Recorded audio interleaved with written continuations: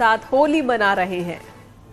होशियारी जहां बैठकी होली में शिरकत करते दिखाई दे रहे हैं, तो साथ ही खड़ी होली का भी जमकर मजा ले रहे हैं। कोश्यारी का कहना है कि बीते सालों में उन्होंने मुंबई में होली मनाई थी, लेकिन इस बार बाबा केदार की धरती में उन्हें होली खेलने का मौका मिला है। साथ ही उन्होंने देश और प्रदेशवासियों को होली की शुभकामनाएं भी दी हैं। कोश्यारी का कहना है कि होली के रंग एकता के प्रतीक हैं। उन्होंने उम्मीद जताई है कि होली पूरे देश को एक सूत्र में बांधेगी।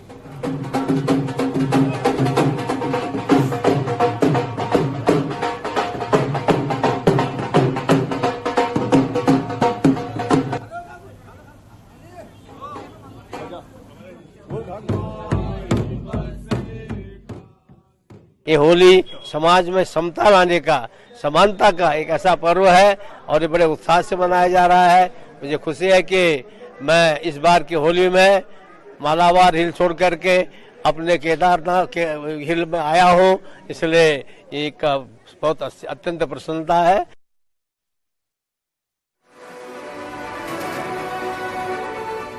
अल्मोड़ा में हर घर में महिला होली की धूम मची हुई है। होली गायन के कार्यक्रमों के साथ महिलाओं द्वारा झोड़ा चाचरी भी हो रही है। वहीं होली में स्वांग रचकर महिलाएं समाज को कुरीतियों से दूर रहने का संदेश दे रही हैं।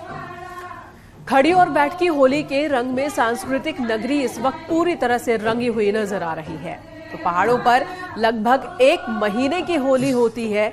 खड़ी होली, बैठकी होली, फिर रंगों की होली और उन्हीं की ये तस्वीरें।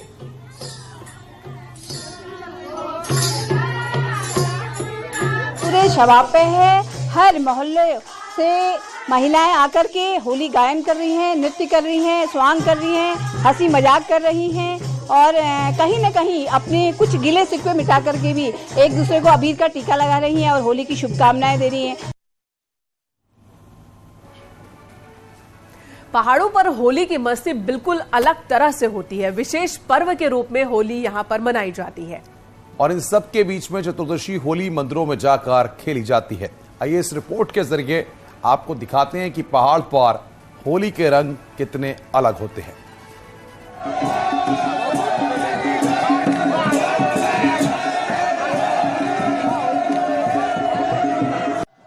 पहाड़ों में इन दिनों होली का खुमार छाया हुआ है। होलियार पारंपरिक वेशभूषा में होली के गीतों पर झूमकर होली मना रहे हैं। वहीं चतुर्दशी होली का बागेश्वर में खास महत्व है। इस दिन बागनाथ मंदिर में 100 गांवों के होलियारों की टोली पहुंचती है और ये पूरे पहाड़ में एक खास दिन है जब बागनाथ मंदिर में होलियार भगवान को आशीष देते हैं। अपने से छोटे जो उम्र के लोग होते हैं उनको आशीष दिया जाता है, लेकिन कुमाऊनी होली की ये विशिष्टता है कि यहाँ हम भगवान को भी आशीष देते हैं। भगवान को आशीष देने की अनोखी परंपरा केवल इस कुमाऊनी होली के अंदर ही प्राप्त होती है।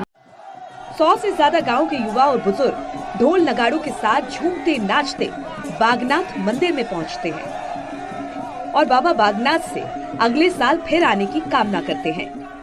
जो जीवित रहता है वही व्यक्ति जो है देखता है। अब मनुष्य शरीर है तो कभी व्यक्ति को संसार छोड़ के जाना पड़ता है। तो बड़े से बड़े बुजुर्ग भी यहाँ आए हैं कि कहते हैं हमारे यहाँ पहाड़ में कि अगर बच रून तो फिर अगले साल आए होली देखन। पूरा पहाड़ होली के रंग में रंगा हुआ है और युवा और बुजुर्ग एक साथ होली का धमाल मचा रहे हैं। न्यूज़ 18 के लिए बागेश्वर से सुष्मिता थापा की रिपोर्ट। उत्तरकाशी के विश्वनाथ मंदिर में पूरे विधि विधान के साथ भस्म की होली खेली गई। इस मौके पर बड़ी संख्या में स्थानीय श्रद्धालु भस्म की होली खेलने पहुंचे और भस्म के साथ रंगे नजर आए। जैसे ही विश्वनाथ मंदिर के महंत ने गंगोत्री विधायक को भस्म लगाई, वैसे ही पूरा मंदिर परिसर ही भस्म के रंगों में रंग गया। सभी भोले के गानों पर झूमते नजर आए।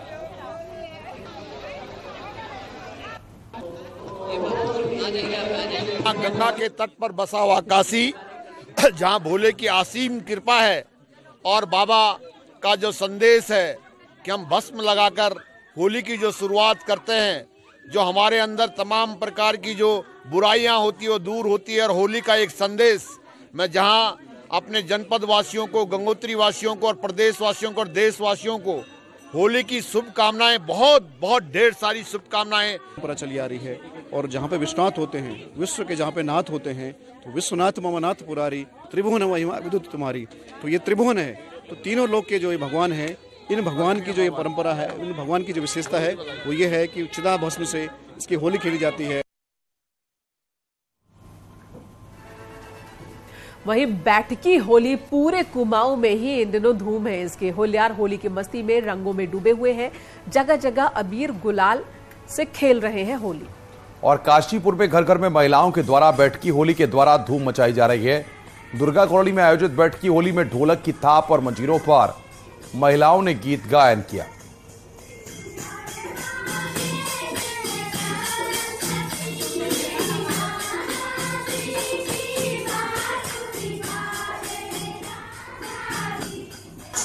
आज हमारे घर की बारी है, आज हमारे वहाँ होली है, मुझे बहुत ज़्यादा खुशी हो रखी है। इस बार मेरे हस्बैंड भी होली में घर आए हुए हैं।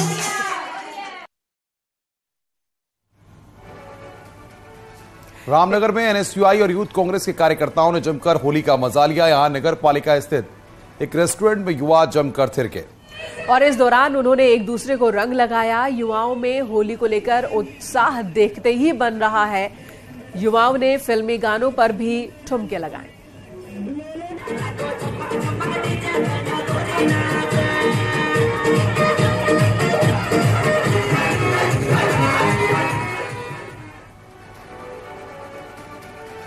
इधर निरंजनी अखाड़े के आचार्य महामंडलेश्वर कैलाशानंद गिरी ने सभी को होली की शुभकामनाएं दी और कहा कि होली सामाजिक रूप से हमें जोड़ने का काम करती है, बल्कि आध्यात्मिक रूप से बहुत महत्वपूर्ण पर्व है। होली की रात में मां भगवती की विशेष आराधना की जाती है। कैलाशानंद ने कहा कि होली के मौके पर सभी वैमनस्य भुलाकर प्रेम और भाईचारे को बढ़ावा दिया जाता है, इसलिए सभी को आपसी मनमुटाव छोड़कर प्रेम भाव से होली का पर्व मनाना चाहिए।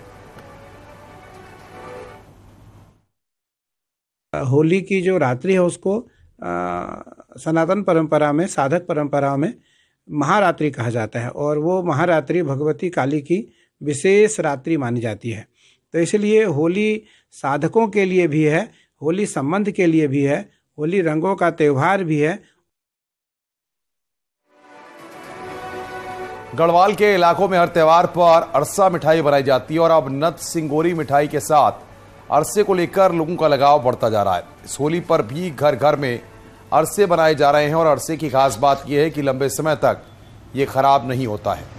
चावल को पीसकर उसमें गुड़ का घोल मिलाकर ये मिठाई तैयार की जाती है। टिहरी और आसपास के लोग आजकल अरसे की बढ़ती डिमांड की वजह से इसका कारोबार भी कर रहे हैं। हालांकि फिलहाल घर घर अरसा मिठाई बनाई जा रही है। इसे चावल में भिगा देते हैं, एक रात को पूरा भिगा हुआ रहता है और सुबह इसे ओखली पे कूटते हैं और उसके बाद अरसवाड़ी बनाते हैं। बाद हम उसको कुटवाते उलखरा में ना, फिर उसके बाद हम उसको अरसवाड़ी लगाते हैं, फिर ठंडा करते हैं तो उसको हम बनाते हैं। गैरसैंण में 3 साल बाद एक बार फिर बजट पेश होने जा रहा है। सुगबुगाहट है कि बजट सेशन के बीच सरकार एक बार फिर गैरसैंण के लिए कोई बड़ा ऐलान कर सकती है।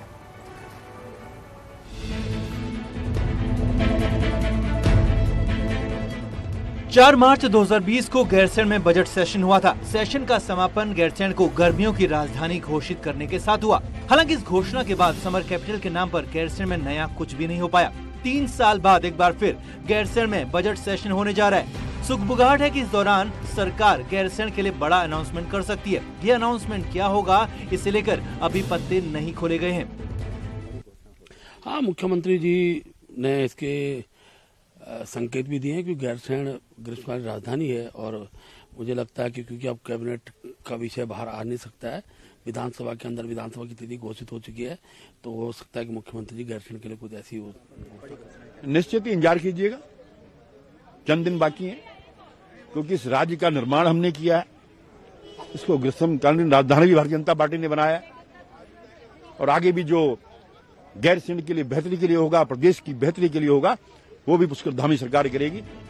भनक कांग्रेस को भी है। कांग्रेस का कहना है कि घोषणाओं के नाम पर गैरसैंण को सिर्फ छला जा रहा है। सरकार को घोषणा करनी ही है तो गैरसैंण को स्थायी राजधानी बनाने का ऐलान करे, इससे कम कुछ भी मंजूर नहीं। अब इससे बड़ी और घोषणा क्या रह गई? या तो अस्थायी राजधानी की घोषणा करे, हम स्वागत करेंगे। सरकार अगर अस्थायी राजधानी की घोषणा करती तो हम उसका स्वागत करेंगे, और बाकी इससे ऊपर करने के लिए क्या रह गया सरकार के पास? ग्रीष्मकाल भी कह दिया, कमिश्नरी भी कह दिया, और क्या रह गया? बीजेपी प्रदेश अध्यक्ष महेंद्र भट्ट से लेकर मंत्री गणेश जोशी भी किसी बड़े अनाउंसमेंट के संकेत दे चुके हैं। महेंद्र भट्ट ने हाल ही में मुख्यमंत्री को सुझाव भी दिया था कि गैरसैंण राजधानी क्षेत्र के नाम पर एक अलग प्रशासनिक इकाई का गठन किया जाए। अब अनाउंसमेंट कुछ भी हो, लेकिन ये तय है कि बजट सेशन के दौरान गैरसैंण को कुछ बड़ी सौगात मिल सकती है। न्यूज़ 18 के लिए देहरादून से सुनील नवप्रभात की रिपोर्ट।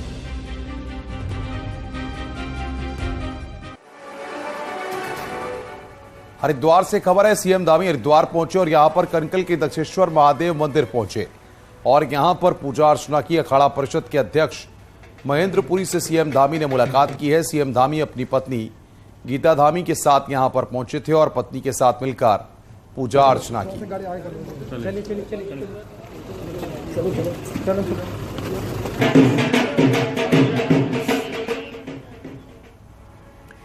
तेईस मार्च को धामी सरकार के इस कार्यकाल को 1 साल पूरे हो जाएंगे। बीजेपी इस दिन को बड़े जश्न के रूप में मनाने की तैयारी में है। सरकार की साल भर की उपलब्धियों का रिकॉर्ड इकट्ठा किया जा रहा है, जिस पर एक डॉक्यूमेंट तैयार किया जाएगा। 23 मार्च को मंत्री अपने अपने प्रभारी जिलों में इस डॉक्यूमेंट का विमोचन करेंगे। 23 मार्च के लिए हम जहां सरकार का उपलब्धियों का फोल्डर माननीय मुख्यमंत्री जी और प्रभारी मंत्री जिलों के अंदर उसको लॉन्च करेंगे। पार्टी की ओर से भी हमने तय किया है कि पूरे 1 वर्ष की उपलब्धियों के विषय को लेकर हम लोग प्रत्येक बूथ तक उसको पद यात्रा के माध्यम से सरकार की उपलब्धियों का डोर टू डोर हम पहुंचाने का काम करेंगे। इधर मंगलवार को मंदिर जा रहे दादी और उनकी 2 पोतियां रोडवेज बस की चपेट में आ गई। जानकारी के मुताबिक राजकुमारी नाम की वृद्धा अपनी पोतियों निक्की और विनीता के साथ मंदिर जा रही थी, तभी रास्ते में तेज रफ्तार रोडवेज बस ने तीनों को ही टक्कर मार दी। विनीता की मौके पर ही मौत हो गई, जबकि राजकुमारी और निक्की गंभीर रूप से घायल है।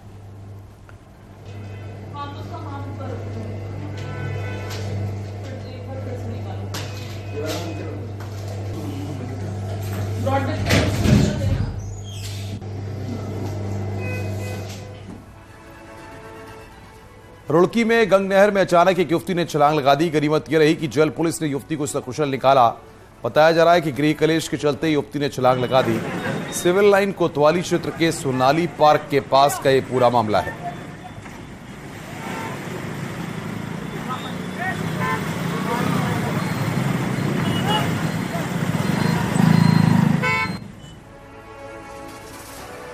उधर देहरादून में आर्थिक तंगी से परेशान होकर एक महिला ने 2 बच्चों के साथ खुदकुशी कर ली। जहरीला पदार्थ खाकर महिला ने खुदकुशी की है, ये आशंका जताई जा रही है। महिला अपने परिवार के साथ सहसपुर इलाके में रहती थी। वहीं महिला का पति फार्म कंपनी में काम करता है। सहसपुर थाना इलाके का यह पूरा मामला है।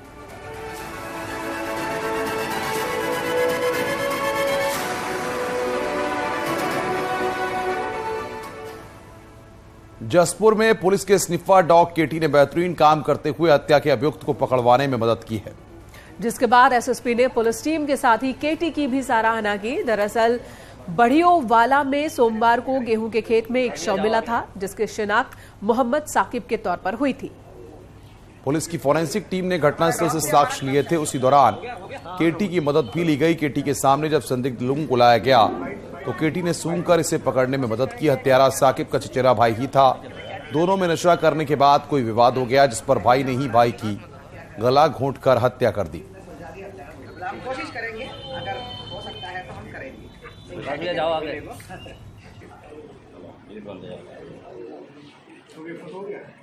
कार्रवाई हमने करा तो डॉग स्क्वाड में जो हमारा सबसे काबिल डॉग है हमारा कैटी आई थी। तो कैटी ने जैसे ही वहाँ पे विक्टिम का कपड़ा और लाश के पास का जो कपड़ा है और क्राइम सीन में सुंघवाया, तो तुरंत जाके, आप यकीन नहीं मानेंगे, सीधे अभियुक्त के पास जाके उसको गिरा दी। उसी को ऊपर भौंकते भौंकते भौंकते उसको गिरा दिया। होली के जश्न से ठीक पहले हल्द्वानी में पुलिस ने 2 स्मैक तस्कर्स को गिरफ्तार किया है। ये स्मैक लाते थे यूपी के बरेली से और उत्तराखंड में बेचने का काम करते थे। पुलिस ने दोनों तस्करों से 100 ग्राम से ज्यादा स्मैक बरामद किया, जिसकी बाजार में कीमत 10 लाख रुपए से ज्यादा की है।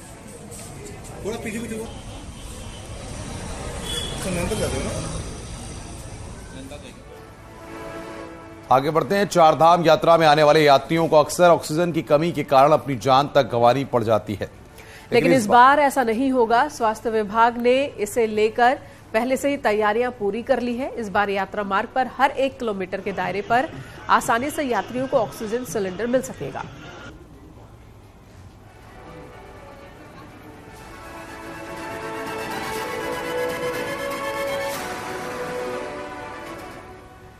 इधर रुड़की पहुंचे वक्फ बोर्ड के अध्यक्ष शादाब शम्स पिरान कलियर। दरगाह के गुल्लकों की गिनती पर उन्होंने कहा कि पहले गुल्लकों से सिर्फ 7 या 8 लाख रुपए निकलते थे, लेकिन अब 16 से 17 लाख रुपए निकल रहे हैं। वहीं वक्फ की जमीनों को लेकर उन्होंने कहा कि वक्फ की जमीनों पर किसी को कब्जा नहीं करने दिया जाएगा। चला है कि गुल्लकों की गिनती जारी है और 2 गुल्लकें खुल चुकी है, तीसरी अभी बाकी है।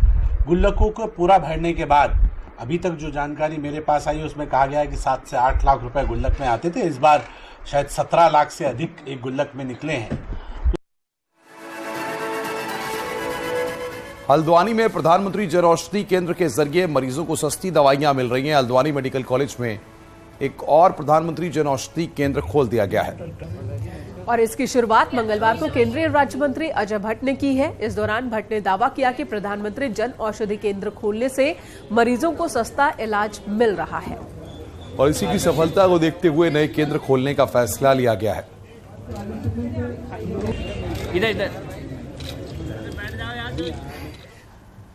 ये प्रधानमंत्री जी का ही विजन था कि गरीब से गरीब तक भी उपचार जाना चाहिए, दवा जानी चाहिए, सस्ती जानी चाहिए। तो अभी तक हमने 2014 से अभी तक का हिसाब लगा के देखा तो कम से कम 20,000 करोड़ रुपए की बचत करी है हमने मरीजों की। कोटद्वार से दिल्ली रूट पर चलने वाली गढ़वाल एक्सप्रेस को वापस शुरू करने की मांग जोर पकड़ने लगी है। वहीं कोटद्वार से विधायक और विधानसभा अध्यक्ष रितु खंडूरी का कहना है कि मामले में उन्होंने रेलवे बोर्ड के चेयरमैन से बात की है और ट्रेन को वापस शुरू करने की मांग की गई है। साथ ही कोटद्वार से राजस्थान तक भी ट्रेन की कनेक्टिविटी की मांग उठाई गई है। दरअसल कोरोना के बाद से ही कोटद्वार से दिल्ली जाने वाली गढ़वाल एक्सप्रेस को बंद कर दिया गया, जिससे व्यापारियों समेत यात्रियों को खासी दिक्कतों का सामना करना पड़ रहा है। मैं चेयरमैन जो रेलवे बोर्ड के हैं उनसे भी मिली थी दिल्ली में और उनसे मैंने निवेदन किया था।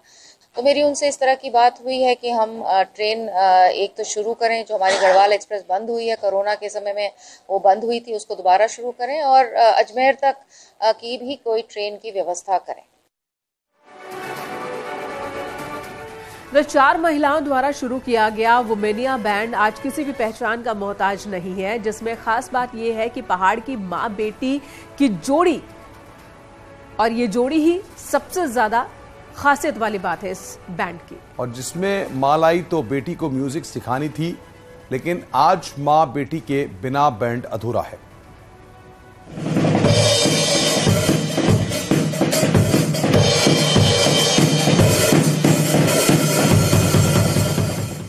यूपी के उन्नाव की रहने वाली स्वाति सिंह ने 7 साल पहले वुमेन्स डे के दिन ही वुमेनिया बैंड शुरू किया था। स्वाति ने अपने सरकारी टीचर की नौकरी छोड़कर म्यूजिक के अपने जुनून के लिए कुछ अलग करने की सोची और अपना बैंड तैयार किया।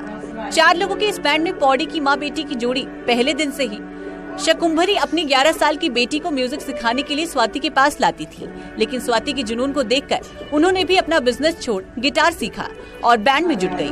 बैंड में शामिल श्रीविद्या का बचपन से ही शौक था डांस करने का और आज अपने हाथों से ऐसे ड्रम बजाती है कि सुनने वाला बस सुनता ही रह जाए।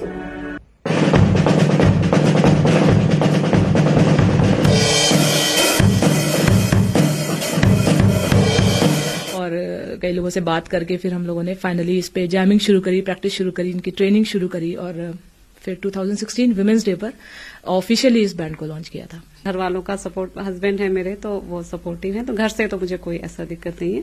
घर को मैनेज करते हुए ही हमने ये अपने बैंड के साथ काम किया है। सोचा था कि कभी इंस्ट्रूमेंट तो प्ले करना ही करना है, तो ड्रम्स कभी मेरे दिमाग में कभी नहीं आया। मैंने सोचा ही नहीं था ड्रम्स प्ले करूंगी।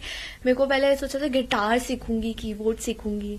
फिर मेरे को सजेस्ट करा मैम ने कि ड्रम्स प्ले करो। अब धीरे धीरे वो एकदम से लगता है छोटे में इतना बड़ा इंस्ट्रूमेंट है, कैसा होगा।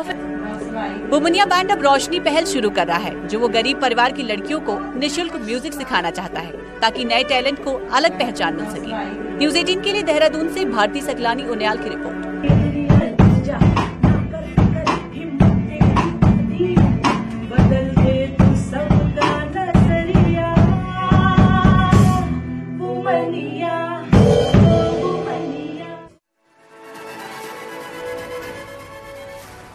यहाँ रुकेंगे एक छोटे से ब्रेक के लिए। यहाँ रुक रहे हैं ब्रेक के लिए, लेकिन ब्रेक के उस पार आपको दिखाएंगे महाबैस अमित शुक्ला के साथ। नमस्कार।